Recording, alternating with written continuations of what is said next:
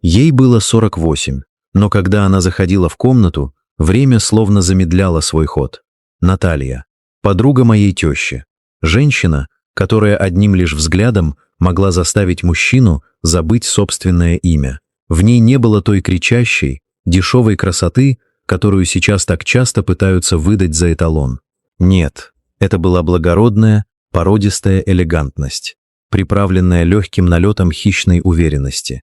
Высокая, со стройной фигурой, которой позавидовали бы 20-летние девушки, она двигалась с грацией кошки, знающей себе цену. Ее темные, цвета крепкого кофе, волосы мягкими волнами спадали на плечи, обрамляя лицо с тонкими, аристократическими чертами. Но самым гипнотическим в ее облике были глаза, глубокие, зеленые, как лесное озеро в сумерках. В этих глазах всегда горел едва заметный, насмешливый огонек. Стоило ей посмотреть на меня, как по коже пробегал едва уловимый электрический разряд. От нее пахло чем-то дорогим, теплым и невероятно манящим, смесью дорогого парфюма с нотками ванили, сандала и какого-то едва уловимого запретного искушения. Я почувствовал этот запах в самый первый день нашего приезда, и этот аромат врезался в мою память навсегда. Все началось в середине июля, когда мы с моей женой Машей решили провести целый месяц за городом у ее мамы, моей тещи Галины Петровны. Теща жила в просторном, добротном двухэтажном доме на окраине тихого дачного поселка, окруженного густым сосновым бором. Для меня это была отличная возможность отдохнуть от душного мегаполиса, постоянных звонков и работы за компьютером. Я планировал работать удаленно, дышать свежим воздухом и проводить вечера на террасе. Маша безумно радовалась этой поездке. Она давно хотела побыть с мамой, помочь ей по хозяйству и просто отвлечься от городской суеты. Мы приехали субботним днем. Погода стояла невероятно жаркая, воздух буквально плавился от зноя. Мы разгрузили машину, занесли чемоданы в нашу комнату на втором этаже и спустились на веранду, где Галина Петровна уже суетилась, накрывая на стол. Теща у меня женщина простая, добродушная, но очень суетливая. Она безумно любила дочку и ко мне относилась вполне сносно, без типичного тещиного пиления. «Андрюша, Машенька, как же я рада!» — щебетала Галина Петровна, расставляя тарелки. «Садитесь скорее, все свежее, только с грядки. А еще к нам сегодня Наташа обещала заглянуть. Вы же помните Наташу? Мою лучшую подругу». Маша улыбнулась и закивала, а я лишь неопределенно повел плечом. Из рассказов жены я знал, что Наталья — давняя подруга ее матери, они дружили еще со студенческих времен. Но Наталья долгое время жила за границей, потом удачно вышла замуж, развелась, вернулась в Россию и построила успешный бизнес. В поселке у нее был шикарный современный коттедж, буквально в паре сотен метров от дома тещи. Я видел ее мельком всего один раз, на нашей свадьбе года 3 назад, но тогда мне было совершенно не до маминых подруг. Ближе к вечеру, когда жара начала понемногу спадать, у калитки раздался негромкий сигнал автомобиля. Через минуту на дорожке показалась Наталья. На ней был легкий, полупрозрачный белый сарафан на тонких бретельках, который выгодно подчеркивал ее безупречный золотистый загар. Темные очки она небрежно сдвинула на макушку. Когда она подошла к веранде, я поймал себя на мысли, что просто не могу отвести от нее глаз. Моя жена Маша, безусловно красивая девушка, милая, домашняя, в своих простых шортах и футболке с забавным хвостиком на голове. Но Наталья была из другого мира. От нее веяло невероятной женской силой и сексуальностью, которую невозможно было не заметить. «Галочка, привет, дорогая». Ее голос оказался низким, бархатистым, с легкой хрипотцой, которая мгновенно западала в душу. Машенька, взрослая какая стала, расцвела. Она обняла тещу, затем Машу, а потом ее взгляд перевелся на меня. Зеленые глаза скользнули по моему лицу, опустились к плечам и вернулись назад. На ее губах заиграла едва заметная, загадочная улыбка. «А это значит наш молодой муж, Андрей?» — протянула она, делая шаг навстречу. На свадьбе я тебя толком и не разглядела. Приятно познакомиться поближе». Она протянула мне руку для приветствия. Ее ладонь была мягкой, теплой и очень нежной. Я пожал ее руку, задержав в своей чуть дольше, чем следовало по этикету. В этот момент между нами словно проскочила невидимая искра. Мое сердце почему-то сделало лишний удар, а внизу живота появилось странное, давно забытое волнение.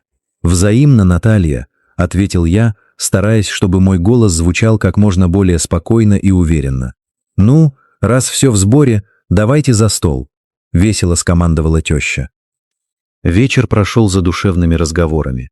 Женщины обсуждали поселковые новости, общих знакомых и рецепты заготовок. Я в основном молчал, изредка вставляя реплики, пил прохладный лимонад и наблюдал.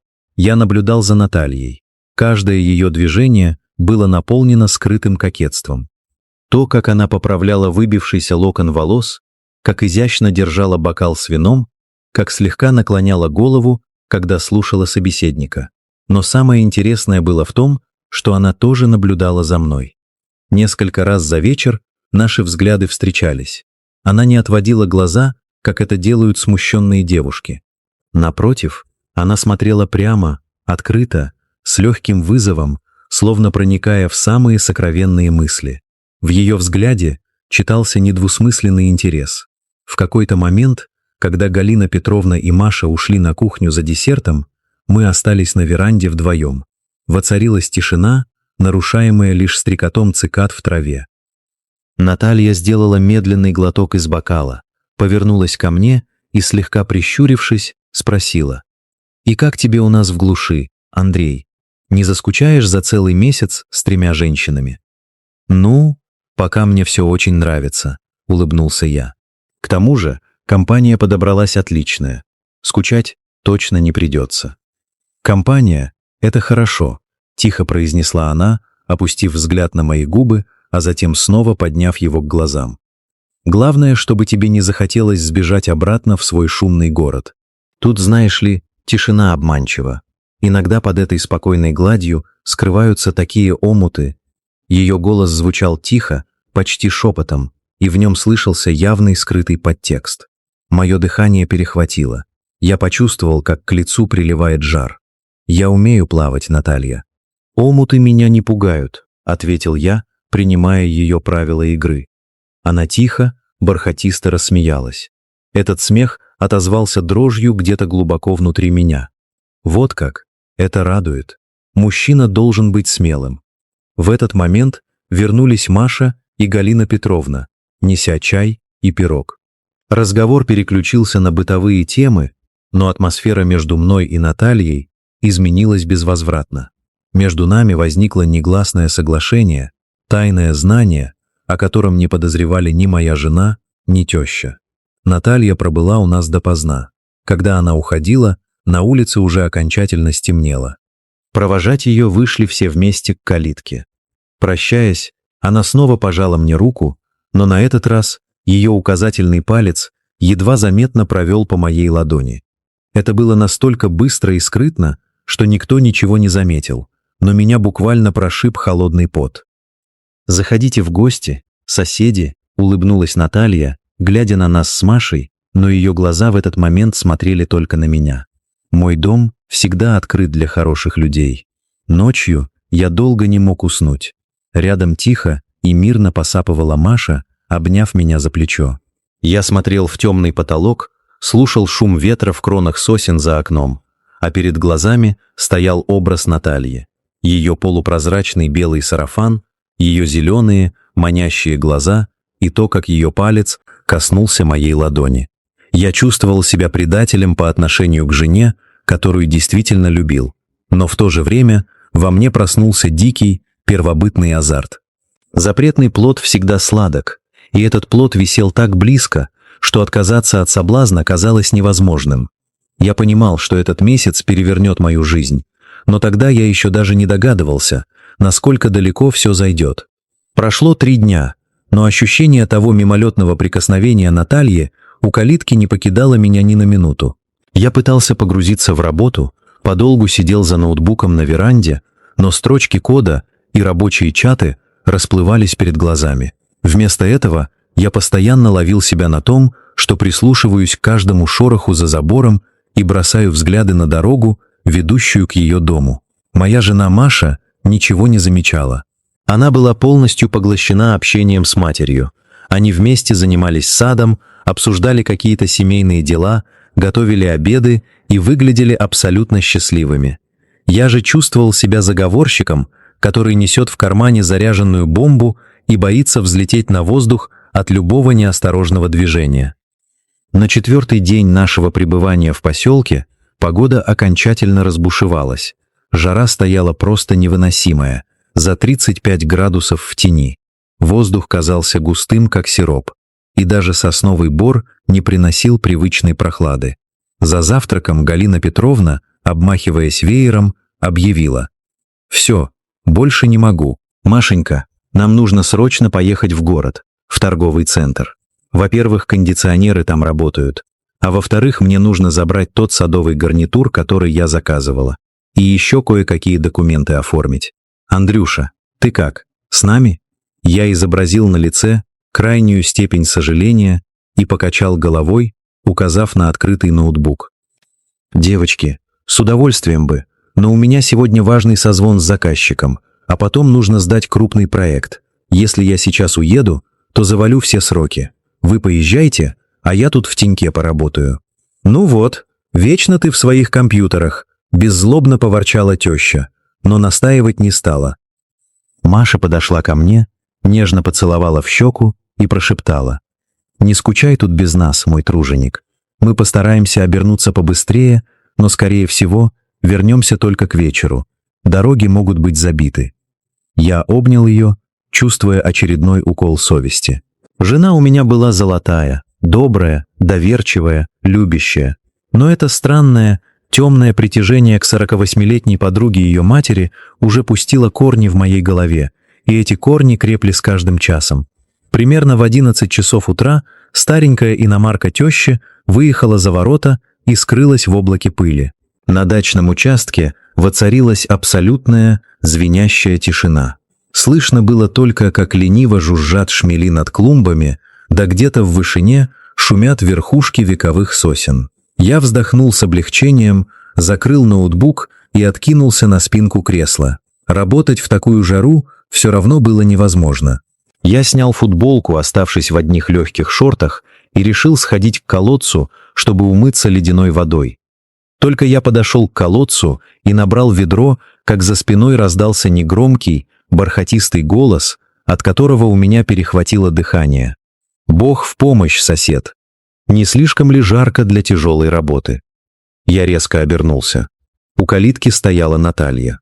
Сегодня на ней были короткие джинсовые шорты, выгодно подчеркивающие ее длинные, подтянутые ноги с ровным золотистым загаром, и легкая, свободная шелковая блузка изумрудного цвета, расстегнутая на несколько верхних пуговиц. Ее темные волосы были небрежно собраны в высокий хвост, открывая изящную шею. Она держала в руках плетеную корзину со спелой, крупной клубникой. «Здравствуйте, Наталья», — ответил я, стараясь выровнять дыхание. «Да вот, решил немного освежиться. А вы какими судьбами?» Она не спеша вошла на участок, покачивая бедрами в такт своим легким шагам. Каждое ее движение было наполнено невероятной уверенностью и женской силой. «Да вот, шла мимо, решила занести вам клубники со своего огорода. Она у меня в этом году просто волшебная, сладкая, как мед. А где же Галочка и Маша? Почему-то машины у ворот не видно. Они уехали в город», — сказал я, чувствуя, как внутри все сжимается от сладкого предвкушения. «За садовым гарнитуром и по делам. Будут только к вечеру. Так что я сегодня остался за главного. Караулю дом». Наталья остановилась буквально в шаге от меня. Расстояние между нами было настолько малым, что я снова почувствовал этот ее фирменный, дурманящий аромат дорогого парфюма, смешанный со сладким запахом клубники и нагретой солнцем кожи.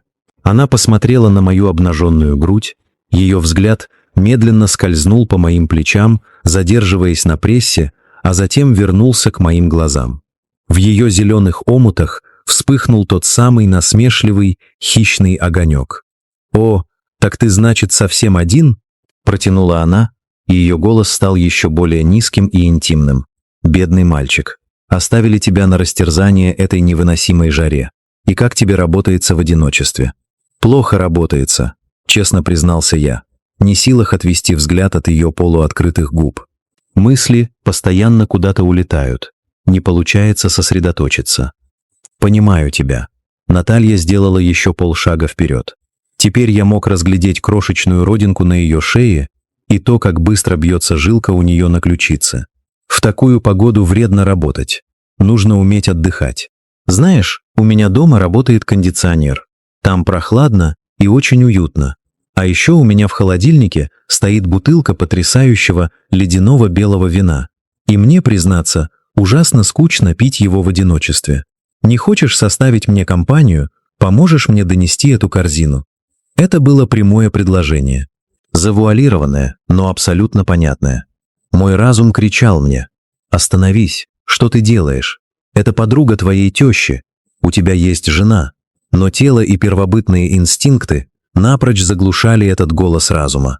Адреналин ударил в голову с такой силой, что у меня слегка закружилась голова. От предложения спастись от жары в прохладном доме с ледяным вином просто невозможно отказаться, ответил я, глядя ей прямо в глаза. Наталья довольно улыбнулась, и эта улыбка была улыбкой победительницы, которая точно знала, что ее жертва уже на крючке. «Вот и отлично. Идем, Андрей. Только футболку надень, а то обгоришь на солнце. Хотя тебе и так очень хорошо». Я быстро накинул легкую футболку, закрыл входную дверь дома тещи на ключ и пошел вслед за Натальей. Мы шли по узкой поселковой тропинке между высокими деревянными заборами. Она шла чуть впереди, и я не мог не любоваться ее безупречной фигурой, тем, как плавно и соблазнительно двигались ее бедра. Я чувствовал себя школьником, который идет на свое первое свидание, испытывая одновременно дикий восторг и парализующий страх быть пойманным. Дом Натальи действительно отличался от скромного жилища моей тещи. Это был современный коттедж из темного дерева и стекла, окруженный ухоженным газоном и аккуратными декоративными кустарниками. Как только мы переступили порог, меня обдало приятной, спасительной прохладой кондиционированного воздуха. Внутри царил идеальный порядок. Интерьер был выполнен в спокойных, дорогих тонах. Много дерева, кожи и мягкого света. «Располагайся», — Наталья указала рукой на просторный кожаный диван в гостиной, совмещенный с кухней. «Чувствуй себя как дома. Я сейчас принесу бокалы и вино». Я сел на диван, осматриваясь по сторонам. Сердце колотилось в груди, как сумасшедшее. Через минуту Наталья вернулась. В руках она держала 2 изящных бокала на тонких ножках и запотевшую бутылку дорогого вина. Она поставила все это на низкий журнальный столик перед диваном, присела рядом и ловко откупорила бутылку. Наливая вино, она как бы случайно коснулась своим плечом моего плеча. Этот легкий контакт заставил меня внутренне содрогнуться. «Ну, за приятное знакомство и за то, чтобы жара нас не сломила», произнесла она, протягивая мне бокал. Мы соприкоснулись бокалами, раздался тонкий хрустальный звон. Я сделал большой глоток. Вино действительно было потрясающим, терпким, холодным, с фруктовыми нотками. Оно мгновенно растеклось приятным теплом по моему телу, немного снимая внутреннее напряжение. Наталья поставила свой бокал на столик, повернулась ко мне всем телом и подогнула под себя одну ногу, устроившись на диване максимально удобно. Ее изумрудная блузка слегка натянулась, очерчивая контуры ее красивой груди. «Расскажи мне о себе, Андрей», — тихо попросила она, внимательно вглядываясь в мое лицо. «Чем ты занимаешься? Как вы с Машей познакомились? Счастливы ли вы вместе? Мне действительно интересно. Галочка так много о вас рассказывает, но мне хочется услышать твою версию». Я начал рассказывать. Говорил о своей работе в сфере IT, о том, как мы познакомились с Машей в университете, как весело проходили наши студенческие годы. Но чем дольше я говорил, тем больше понимал, что Наталья на самом деле не слушает мои слова. Она слушала мой голос, наблюдала за тем, как двигаются мои губы, как я жестикулирую. Ее взгляд был теплым, обволакивающим и невероятно притягательным. «Ты очень интересный мужчина, Андрей», — тихо перебила она меня, когда я замолчал, чтобы сделать очередной глоток вина. «И очень привлекательный. Маше невероятно повезло с тобой. Но знаешь, что я заметила?» «Что же?» — спросил я, чувствуя, как мой голос предательски хрипнет. «В твоих глазах есть какая-то неудовлетворенность». Она протянула руку и аккуратно, едва касаясь, провела кончиками пальцев по моему предплечью. От этого прикосновения у меня по спине побежали крупные мурашки. «Ты кажешься очень правильным, очень примерным мужем, но внутри тебя живет бунт.